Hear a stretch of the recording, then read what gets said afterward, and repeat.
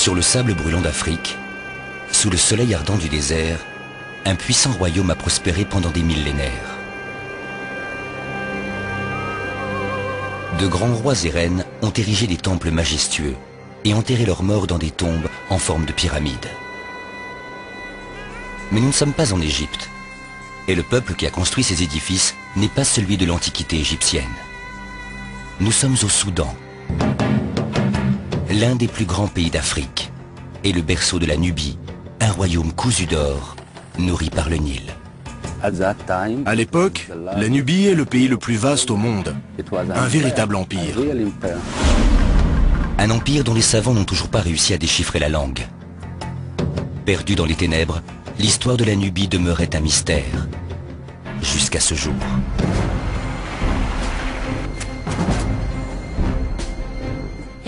C'est l'occasion de trouver des éléments pour la première fois. Nous sommes en train d'inscrire ce pays dans les livres d'histoire. Le sol révèle l'existence de rituels sacrés.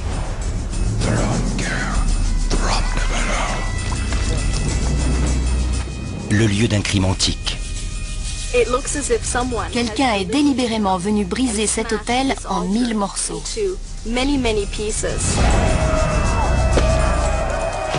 Et une invasion impitoyable qui a pu terrasser le puissant empire.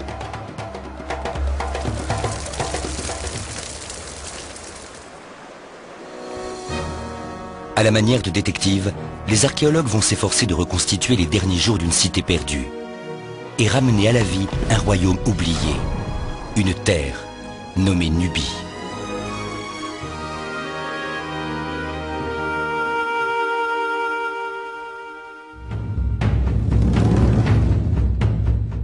En 2000 avant Jésus-Christ, alors que les premières dynasties égyptiennes ont forgé leur propre nation, un puissant État émerge plus au sud, à l'endroit où se trouve aujourd'hui le Soudan. La Nubie. D'emblée, les Égyptiens comprennent que les souverains nubiens et leur terrible armée d'archers représentent une force réelle et constituent un redoutable rival qui contrôle les régions du sud du Nil.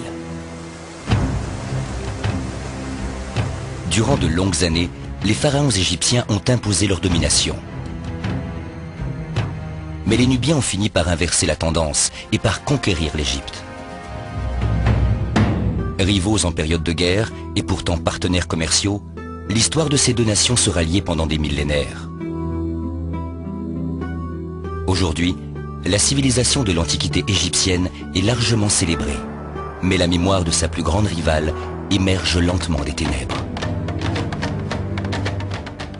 Les Nubiens sont un peuple africain, sophistiqué à la fibre artistique. Pendant des millénaires, ils prospèrent au sein de l'Égypte en toute indépendance. Les importants gisements d'or permettent à leurs souverains d'accumuler d'énormes richesses. Les artistes excellent dans l'art de confectionner des bijoux pour parer leurs maîtres royaux. Les céramiques des potiers nubiens sont parmi les plus fines du monde antique. Les architectes ont non seulement érigé des temples uniques au panthéon des dieux, mais ont également revigoré les traditions égyptiennes. Aujourd'hui, le Soudan compte près de 3 fois plus de pyramides que l'Égypte. Quand je pense à tous ces puissants rois qui ont régné sur le Soudan, je suis heureux de savoir qu'il s'agit de mes ancêtres. J'ai toujours le sentiment d'être un des leurs. Dans les années 20, l'archéologue américain de l'université de Harvard, George Reisner, exhume les tombes magnifiques de Nubie et permet de jeter les bases d'une chronologie royale qui s'étend sur plus d'un millénaire. Nous connaissons leurs noms, mais la plupart de leurs histoires sont encore perdues dans les codes énigmatiques de l'écriture nubienne. Pour déchiffrer ce langage, les archéologues rêvent de découvrir une nouvelle pierre de Rosette, comme celle utilisée en 1822 pour traduire les hiéroglyphes égyptiens. Ce serait formidable si nous pouvions trouver un tel document. C'est le rêve de tout savant de découvrir un indice qui permette de reconstituer un puzzle comme celui-ci. Sur la colonne en grès, où est représenté le dieu Hapi, se trouvent de mystérieuses inscriptions en nubien. Voici l'homme assis. C'est la lettre A. Sa tête est là, il a un bras baissé, l'autre en l'air, et il est accroupi. Nous savons qu'il signifie « A ». Malheureusement, bien que nous sachions aussi qu'il débute un grand nombre de mots, nous n'avons aucune idée de ce qu'ils veulent dire. Les Nubiens inventent leur propre alphabet vers 200 avant Jésus-Christ, à l'époque où le royaume est basé dans la cité de Méroé.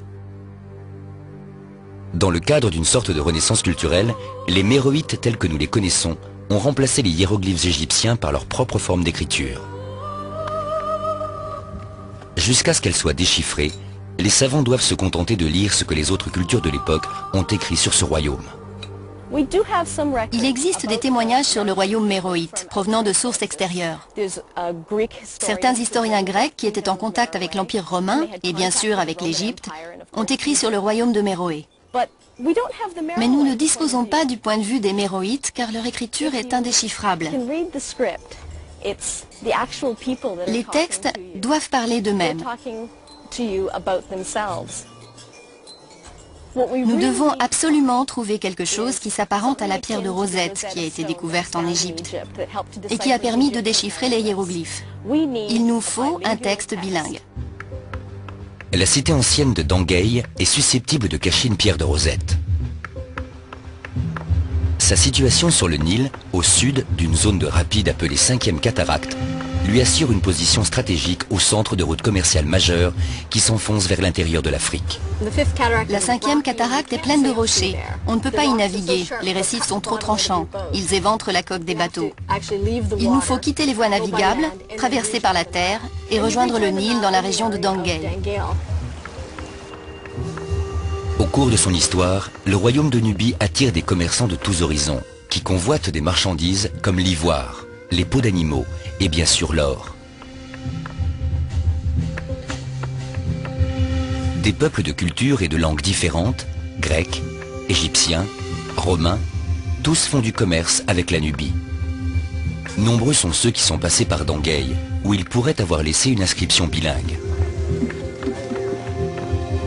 Mais pour l'heure, le seul chemin qui mène vers le passé des Nubiens gît sous terre. Bien que Julie et Salah ignorent qui a construit le temple de Dangei, ils pensent que sa construction remonte à plus de 2000 ans, à la période des Méroïtes. Une époque qui correspond à l'âge d'or de la Nubie, lorsque les grands rois régnaient depuis Méroé et étaient inhumés dans les cimetières royaux, dans des sépultures dont la forme nous est familière. Influencés par la proximité de l'Égypte, les Nubiens admiraient les tombeaux majestueux de Gizeh et ont commencé à édifier leurs propres pyramides à la gloire de leur souverain. Ils ont modifié la forme, préférant des pyramides aux flancs plus abrupts. Dans des chapelles attenantes, des scènes richement détaillées sont sculptées, représentant la vie du roi dans l'au-delà, accompagné de ses nombreux servants.